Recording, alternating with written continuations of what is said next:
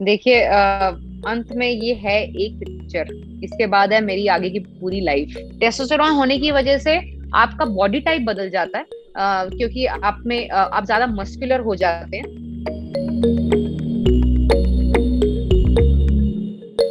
अब female athletes का भी जेंडर टेस्ट होता है। ये बहुत ही चौंकाने वाली बात मुझे पता चली रश्मि रॉकेट के ट्रेलर से।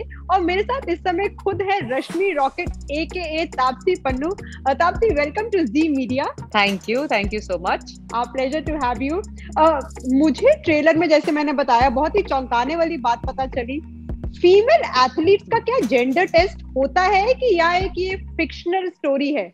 बिल्कुल होता है। ये वाली चौंका देनी बात मुझे भी पता चली थी जब मेरे पास ये पिक्चर की स्टोरी आई थी।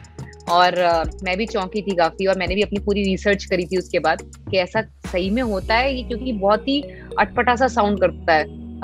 बट ये एक्चुअली में होता है, आज तक हो रहा है। अभी के ओलंपिक्स में भी हुआ था, 2 लड़कियों को बैन किया गया है इस टेस्ट के चलते।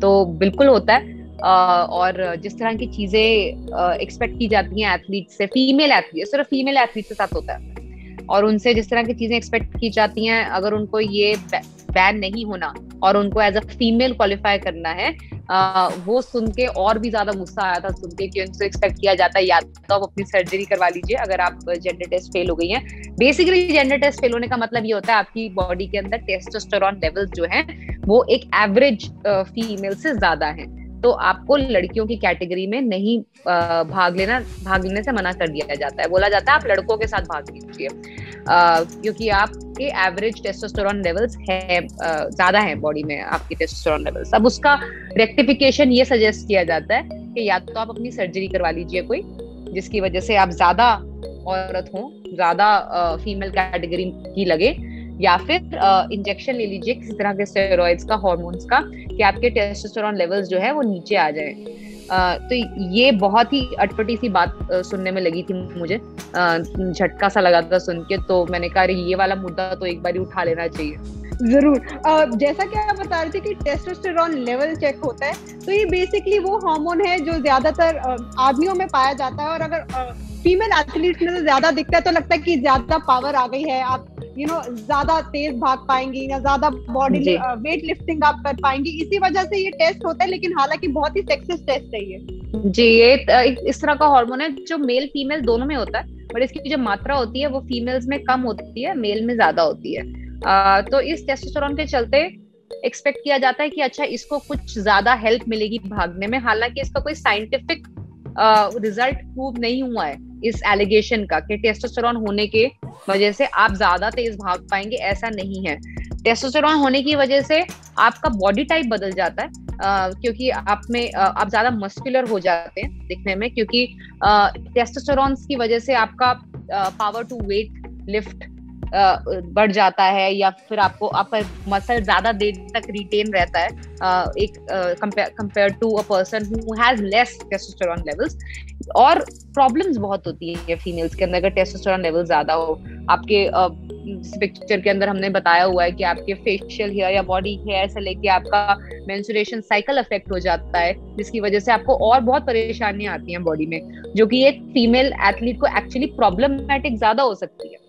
बट क्योंकि यही यार्डस्टिक ये रखा गया है कि आपका औरत की कैटेगरी में क्वालिफाई होने का मतलब आपको इतना टेस्टोस्टेरोन लेवल होना चाहिए, इसके चलते लड़कियों को बैन कर दिया जाता है। और फिर उस पे उंगलियां उठनी शुरू हो जाती है कि अच्छा ये तो लड़कियों जैसी है नहीं, क्योंकि एक तो ये लड़कियों जैसी दिखती नहीं है, उसके अंदर कुछ लड़कों वाले हार्मोन ज्यादा है, तो ये ज्यादा लड़का है, नहीं तो ट्रांसजेंडर है, नहीं तो कुछ है।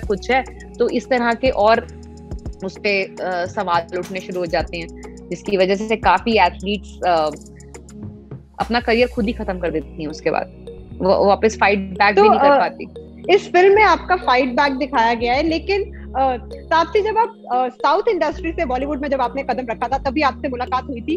उस तापसी में और आज की तापसी की फिटनेस में, फिजिक में, लुक्स में बहुत फर्क है। लेकिन इस फिल्म के लिए, जैसा कि आप बता रहे हैं कि थोड़ी मैनली बॉडी चाहिए थी, मैनली लुक, जिसे लुक डाउन अपॉन करते हैं लोग कि मर्दाना दिख रही है ये लड़की, उसके लिए आपने किस तरह से वो ट्रांसफॉर्मेशन सबसे पहले पाई? क्या कुछ एक्स्ट्रा हेल्प ली?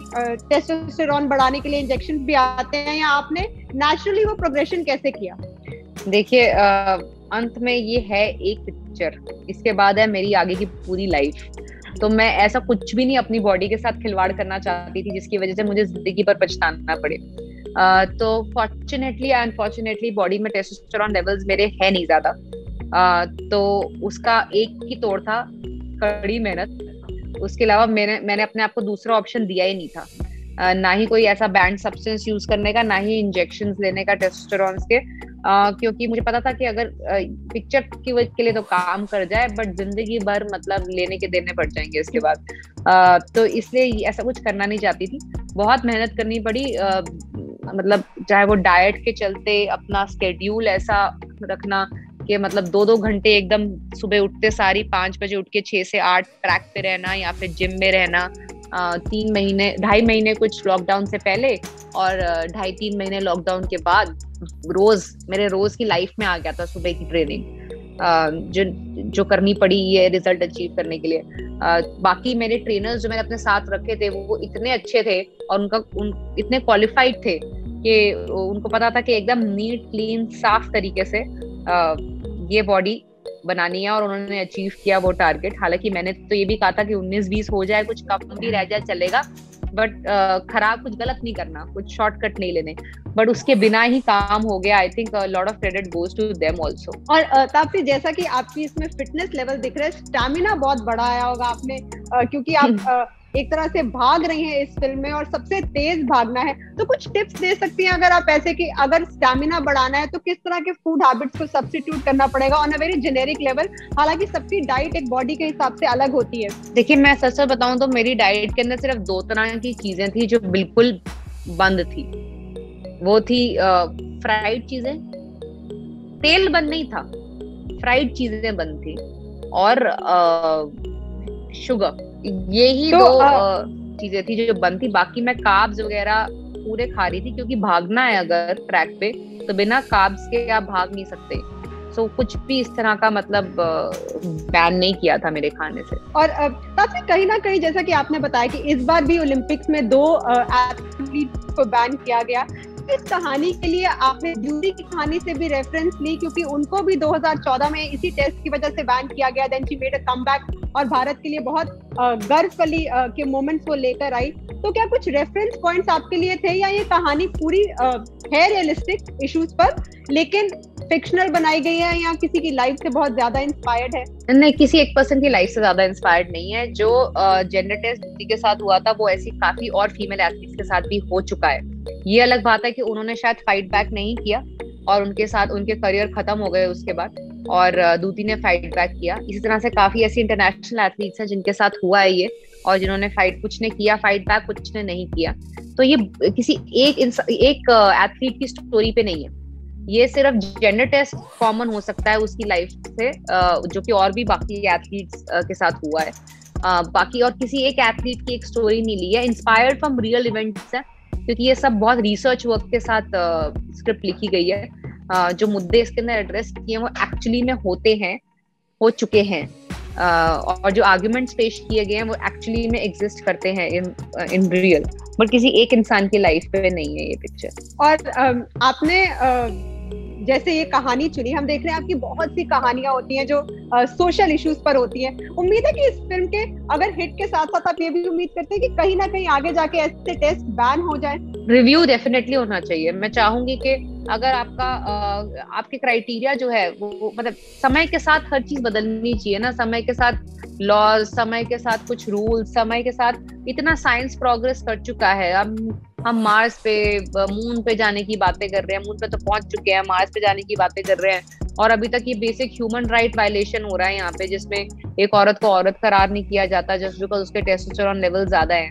तो वो जेंडर टेस्ट ऐसा नाम दे देते हैं कि आपका जेंडर टेस्ट फेल हो गया तो मतलब अब आप मतलब औरत नहीं है, मतलब उतनी औरत नहीं है जितनी होना चाहिए। अभी कौन डिसाइड करता है कितनी औरत और उतनी और कितनी नहीं? सो ये कुछ रिव्यू लाना तो 100% जरूरत है।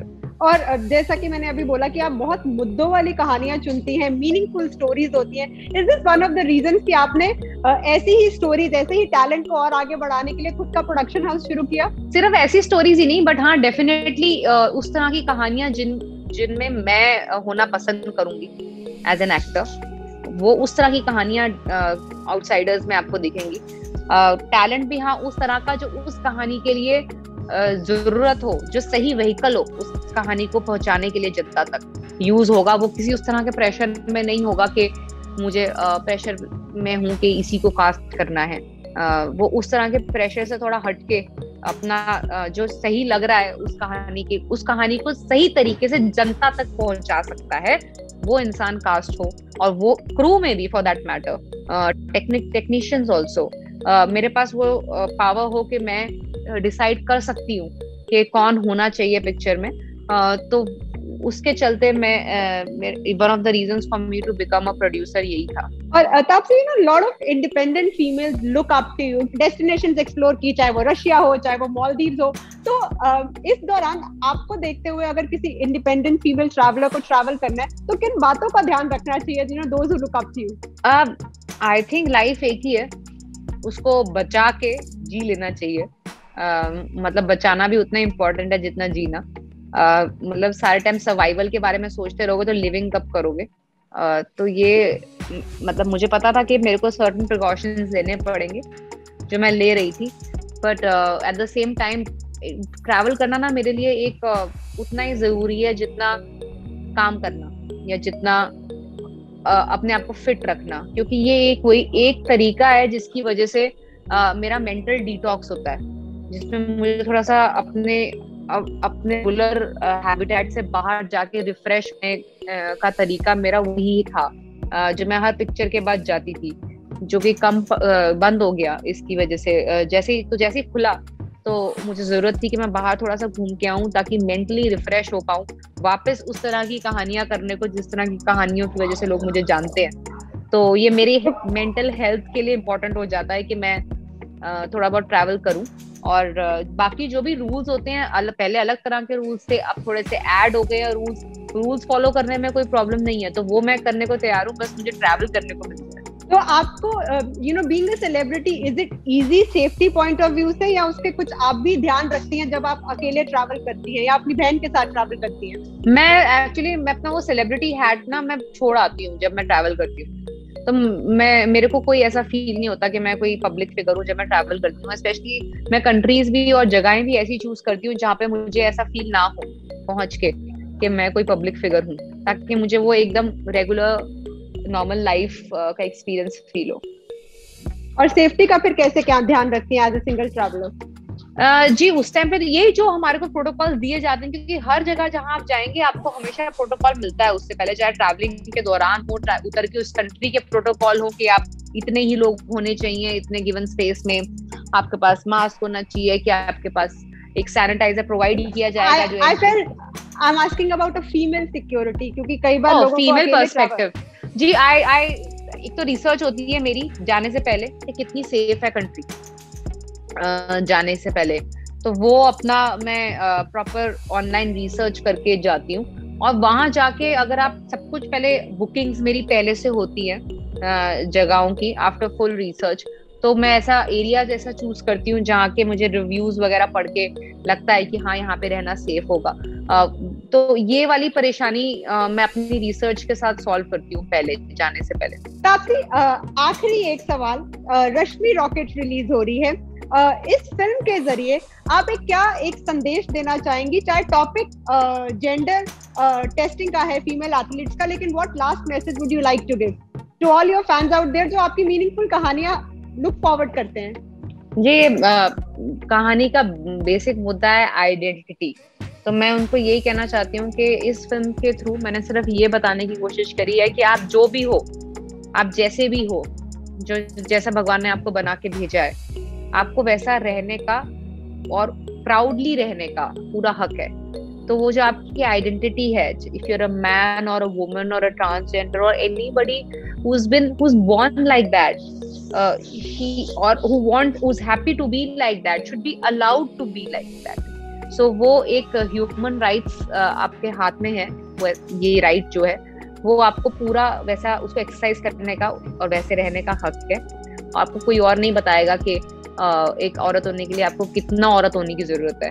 तो ये जो आइडेंटिटी का मुद्दा मैंने उठाया है, आई होप इस पर्सपेक्टिव से ये पिक्चर लोग देखे और ये टेक अवे हो लोगों का पिक्चर देखने के बाद।